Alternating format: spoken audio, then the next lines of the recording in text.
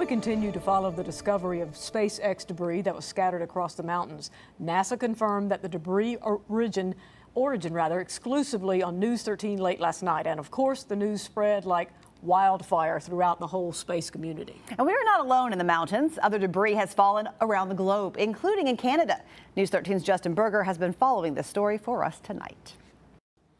This is video from Dr. Samantha Lawler. Look at this. On a rural farm in Canada, in the province of Saskatchewan, two men identifying themselves as SpaceX employees loading huge pieces of debris into this nondescript U-Haul van. I had actually jokingly said, like, oh yeah, they're going to rent a U-Haul. And then they did. It was so funny. Dr. Samantha Lawler, an associate professor of astronomy at the University of Regina, was there just a few weeks ago when these SpaceX employees came by to collect the debris from Axiom Mission 3, a private astronaut mission to the International Space Station in a Dragon spacecraft. The subtlety here is that it's not SpaceX saying that, right? It's NASA saying that about SpaceX, right? So SpaceX has still not publicly acknowledged that the pieces belong to them, the ones that fell in Saskatchewan.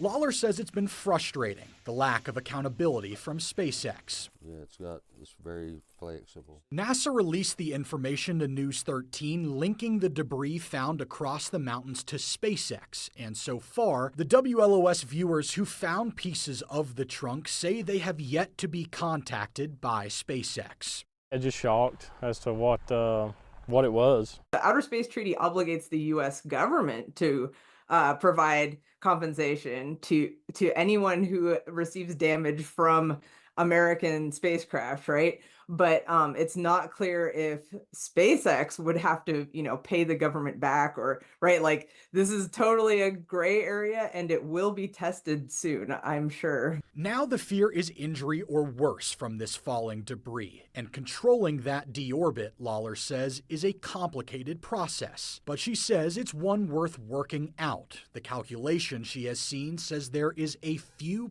% chance of a casualty on the ground every year. So over the course of 10 years, it's pretty much guaranteed that someone's going to die from space junk. And that's horrible. It's horrible that we're in that situation. And I'm really worried that that's what it will take before countries start regulating space debris more carefully. In NASA's statement last week, they say should you locate a piece of debris, use the SpaceX debris hotline. That information is right here. Reporting in the studio, Justin Berger, News 13.